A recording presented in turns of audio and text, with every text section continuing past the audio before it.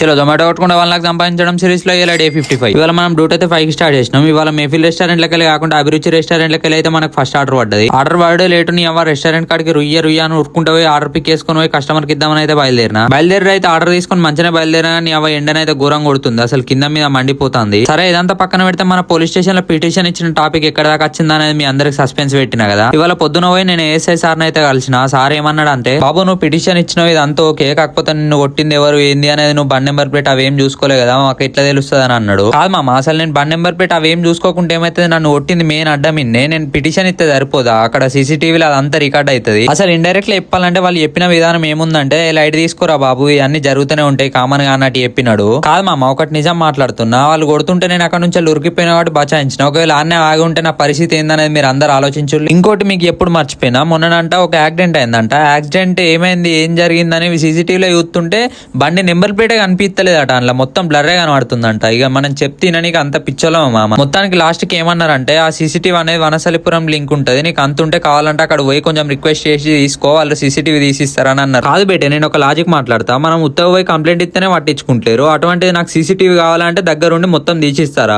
ఇదంతా కాదు మామ, అసలు మీరు ఒక పని చేసేయాలి, డైరెక్ట్ మన తెలంగాణ పోలీస్ పేజ్ ఉంది కదా 40K ఉంటది, నేను ఇక్కడ స్క్రీన్ మీద ఎత్తున్నా, మన కామెంట్ సెక్షన్లలో మొత్తం దాన్ని స్పామ్ చేసేయాలి. ఒక మినిమం ఒక 30-40 మంది పెట్టినారు అనుకో, ఈ వీడియో అనేది ఆ పేజ్ అయితే ఎవరు వాడతారో వాళ్ళ దాకా ఏరుతుంది, వాళ్ళు చూసి అప్పటికైనా రెస్పాన్స్ అవుతారు కావచ్చు. ఈ ఒక్క వీడియోలను అయితే మీరు ఆ పని చేయాలి. అరే కాదు మామ, అసలు ఒక అన్నోన్ పర్సన్స్ వచ్చి మనల్ని కొట్టినారంటే ఆ సీసీటీవీలో రికార్డ్ కాదు, అది కాదు ఇది కాదు అని మనకు అంత ఘోరంగా చెప్తున్నారు. ఏం చెప్తాం మామ, మనలాంటి వాళ్ళు కామన్ పర్సన్స్ పోయి కంప్లైంట్ ఇస్తే ఇట్లనే ఉంటది. ఇంకోటి ఏంటంటే, ఇలాంటి దినం నన్ను కొట్టి ఉరికినాడు కావచ్చు, కాకపోతే రేపటి దినం పెట్రోలింగ్ కి పోలీసు వాళ్ళు తిరుగుతా అంటే వాళ్ళని గెలకడానికి రూల్ ఏంటిది, ఇటువంటి సుల్యాలు. సరే మిగిలిన ముచ్చట రేపటి వీడియోలో మాట్లాడతాను, మీరైతే కామెంట్ సెక్షన్ లో మెన్షన్ చేసుడు అయితే మర్చిపోకులు మామ. నేను పేజ్ అనేది ఇక్కడ స్క్రీన్ పైన ఎత్తా.